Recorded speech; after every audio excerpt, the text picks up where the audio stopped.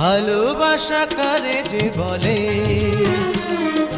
ভালোবেসে তুমি শেখালে। तेरे दिल पे हक मेरा है, तू सनम बेशक मेरा है, फिर लकीरें हो या। হ্যালো এভরিওয়ান, আসসালামু আলাইকুম। সবাই কেমন আছেন? আশা করছি সবাই অনেক অনেক ভালো আছেন। আমার 25শে জানুয়ারি বিবাহবার্ষিকী, এবার 33তম বিবাহবার্ষিকীতে বাচ্চাদের সাথে আছি। বাচ্চারা আমাদেরকে কোথায় নিয়ে আসছে, বাচ্চাদের সাথে কেমন সুন্দর সময় কাটালাম সেটা আমি আপনাদের সঙ্গে শেয়ার করব। আশা করি আপনাদের ভালো লাগবে। তা আমরা হাক্কা নেশন রেস্টুরেন্টে চলে আসছি, চাইনিজ রেস্টুরেন্ট। তা আজকে আসলে কোনো প্ল্যান প্রোগ্রাম কিছুই ছিল না।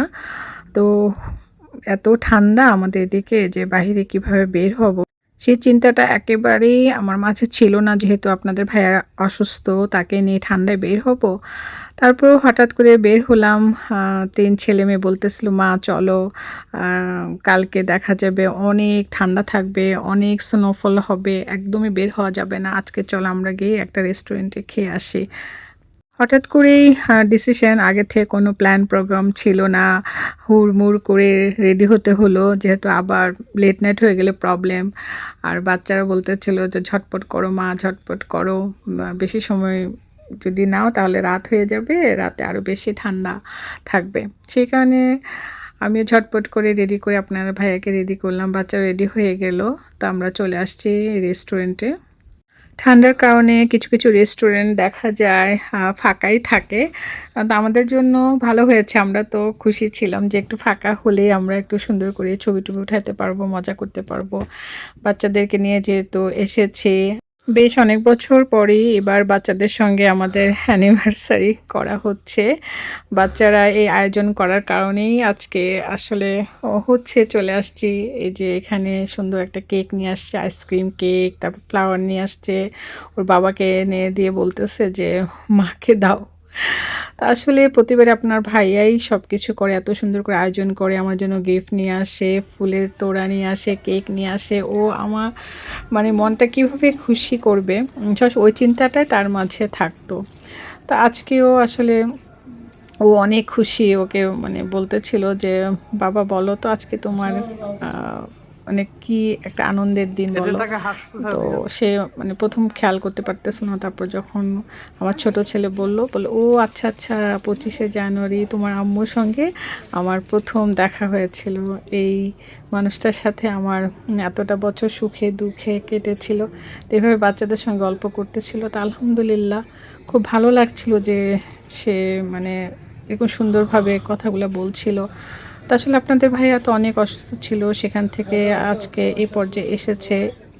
সেই কারণে আমরা আসলে অনেক আল্লাহর কাছে অনেক শুকরিয়া, আপনাদের সবার দোয়াই এতটুকু আছে। তবে আরও সুস্থ হতে হবে। আপনাদের ভাইয়ার আসলে সব কিছু খেয়াল করতে পারে না, অনেক কিছু ভুলে যায়। এই প্রবলেমটা এখনও আসলে পারফেক্ট হয়নি। সেই কারণে আসলে আমাদের বেশিরভাগ সময় মন খারাপই থাকে। এরই মাঝে আমাদের বেঁচে থাকতে হবে। তারপরও সৃষ্টিকর্তার কাছে আমাদের চাওয়া, আপনাদের ভাইয়া যেন খুবই জলদি সুস্থ সুন্দর হয়ে যায়, এটাও আমি আপনাদের কাছে দোয়া চাই, যেন আপনাদের ভাইয়া আবার আগের মতো সব কিছু মনে করতে পারে, সব কিছু বলতে পারে। আসলে কিছু কিছু কষ্ট থাকে, কখনোই কাউকে বলে বোঝানো যায় না, অনেকে দূর থেকে দেখে বুঝতেও পারে না যে কষ্টগুলো আমাদের মাঝে লুকিয়ে আছে, একমাত্র আমি আমার বাচ্চারাই উপলব্ধি করতে পারে। আর অনেক কাছে থেকে মা আর বোনরা আমার কষ্ট দেখেছে, তাই ওরা অনেকটা বুঝতে পারে। তো যাই হোক, সব কিছুই ভাগ্যের ব্যাপার, আল্লাহ যা ভাগ্যে রেখেছে সেটাই শুকরিয়া করে আমাদের বেঁচে থাকতে হবে। সুখের পর দুঃখ, দুঃখের পর সুখ, এটাই তো স্বাভাবিক, তাই না? আপ অ্যান্ড ডাউন তো জীবনে থাকবেই, সেটাই ভাবি, ওটা ভেবেই আল্লাহর উপর ভরসা রেখেই জীবনের পথে এগিয়ে যাচ্ছি। থাক, আজকে এই আনন্দের মুহূর্তে দুঃখের কথা নাই বা বললাম, মন আরও বেশি খারাপ হয়ে যাবে। মনের কষ্ট আরেকদিন শেয়ার করবো আপনাদের সঙ্গে। তো এদিকে আমার মেয়ে আমাকে আর বাবাকে সুন্দর করে ছবি উঠিয়ে দিচ্ছে, বারবার বলতেছে যে এভাবে দাঁড়াও, ওভাবে দাঁড়াও। তো আসলে বাচ্চাদের নিয়ে আজকের দিনটা এত সুন্দর কাটবে কিছুদিন আগেও ভাবিনি যে আবার এভাবে সুন্দরভাবে আমাদের অ্যানিভার্সারি আমার বাচ্চাদের সাথে কাটাবো। তা আলহামদুলিল্লাহ, আল্লাহর কাছে লাখো লাখো শুকরিয়া যে এই সময়টা আমার বাচ্চাদের মাঝে আছি। তো আসলে এই সময় তো আসার কথা ছিল না, আপনাদের ভাইয়ের জন্য আসছি। আপনাদের ভাইয়া যদি বাচ্চাদের কাছে থাকে অনেকটা ইমপ্রুভ হবে। ডক্টর বলেছে যে ওকে মেন্টাল থেরাপি লাগবে, হাসি খুশি আনন্দের মাঝে রাখতে হবে। সেই কারণেই আমি বাচ্চাদের কাছে চলে আসছি। তো এখানে এসে সবসময় বাচ্চাদেরকে দেখতে পাচ্ছে, সেই কারণেই আলহামদুলিল্লাহ অনেকটা ভালো আছে। আল্লাহ যেন আরও খুব সহজেই সুন্দরভাবে আরও সুস্থ করে দেয়, সেটা আপনারা দোয়া করবেন। বাচ্চাদেরকে নিয়ে কেক কাটলাম, এক এক করে সবাইকে একটু খাইয়ে দিচ্ছি। তা আলহামদুলিল্লাহ, আলহামদুলিল্লাহ, আলহামদুলিল্লাহ, আল্লাহর কাছে অনেক অনেক শুকরিয়া যে এত সুন্দরভাবে বাচ্চাদেরকে নিয়ে আমাদের এই ৩৩তম বিবাহবার্ষিকী পালন করা হবে। সেটা তো আসলে আমি কখনো কল্পনা করিনি। তাদের বাবার খুশি দেখে আমার ছেলেমেয়েরা অনেক অনেক খুশি। আমার মেয়ে তো ওর বাবার সঙ্গে মজা করতেছিল যে, "বাবা তুমি মার সঙ্গে 33 ইয়ার্স জীবন কাটিয়েছো।" এই বলে মজা করতেছিল, বারবার জিজ্ঞেস করতেছিল, "কত বছর?" 33 ইয়ার্স। তা আসলে এই মজার কথাগুলো আপনাদের সঙ্গে শেয়ার করতে পারলাম না। রেস্টুরেন্টে মিউজিক ছাড়া ছিল। সেই মিউজিক সহকারে যদি আমি ভিডিওটা আপনাদের সঙ্গে শেয়ার করি তাহলে কপিরাইট ক্লেম চলে আসবে। সে কারণে আমি আপনাদের সঙ্গে শেয়ার করতে পারলাম না। তা আমরা এখন খাবো। আপনাদের ভাইয়ারও ক্ষুধা লেগে গেছে। অলরেডি খাবারও চলে আসতেছে। আমরা এসেই খাবার অর্ডার দিয়ে ফেলেছিলাম, নয়তো অনেক লেট হয়ে যেত। তো এদিকে খাবার রেডি হতে হতে আমরা আমাদের আনন্দটুকু করে ফেললাম। তো আমরা আপনাদের ভাইয়াকে জিজ্ঞেস করতেছিলাম, "রেস্টুরেন্টটা তোমার কাছে কেমন লেগেছে? তোমার কী, কী খাবার পছন্দ তুমি বলো।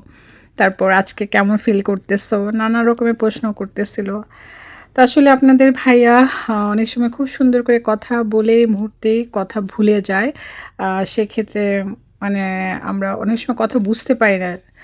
তো আমরা ওর কথা খুব মন দিয়ে শুনি, অনেক বোঝার চেষ্টা করি যে কী বলতে চাচ্ছে। কখনো বুঝতে পারি, কখনো বুঝতে পারি না। তখন মুহূর্তে অন্য কথা বলে আমরা ভুলিয়ে দেওয়ার চেষ্টা করি। কারণ ও এতটা চেষ্টা করে, দেখে যখন কথা বলতে না পারে তখন মাথাটাকে একটু মানে ঝাঁকি দিবে যে বিরক্ত হয় আরকি। মানে সেই কারণে আমরা চাই না তার ব্রেনে কোনো প্রেশার হোক। তো এইভাবে আপনাদের ভাইয়াকে আমরা সবসময় সাপোর্ট দিয়ে রাখি। বেশিরভাগ আনন্দের মাঝেই রাখার চেষ্টা করি। সবাই হাসি মুখে তার সঙ্গে কথা বলি। ও যখনই যেটা বলে সেটা আমরা শোনার চেষ্টা করি। একদম বাচ্চাদের মতোই আমরা আপনাদের ভাইয়াকে সর্বক্ষণই রাখার চেষ্টা করি। তো সেটা আসলে অনেকে দূর থেকে বোঝে না। আর আমি কাউকে বোঝাতেও পারি না। এমনি তো আলহামদুলিল্লাহ আগের চেয়ে এখন সুস্থ চলাফেরা করতে পারতেছে। সেক্ষেত্রে সবাই ভাবতেছে যে কমপ্লিটলি সুস্থ হয়ে গেছে। তো যাই হোক, আমাদের এই মজার, মজার খাবার চলে আসছে। আমরা এখন খাওয়া-দাওয়া করব। তো আজকের এই ভিডিওটাই আমার স্মৃতি হয়ে থাকবে। আমাদের বাচ্চাদের সাথে আমরা সুন্দর সময় কাটিয়েছি। আলহামদুলিল্লাহ ৩ ছেলেমেয়ে আমাদের পাশে ছিল। এইটাই সবচেয়ে বড় পাওয়া, তাই না?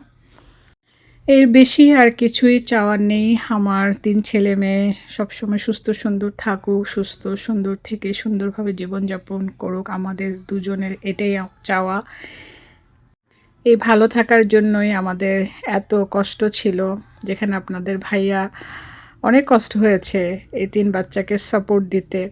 সে অক্লান্ত পরিশ্রম করে সব দিকেই এই বাচ্চাদের সাপোর্ট দিত।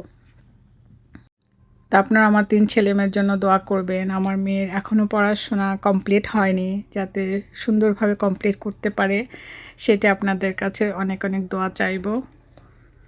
তো আমার মেজো ছেলে সবাইকে সার্ভ করে দিচ্ছে। তো ওই বরাবরই কোনো রেস্টুরেন্টে যখন খেতে যাই তখন ও সার্ভ করে।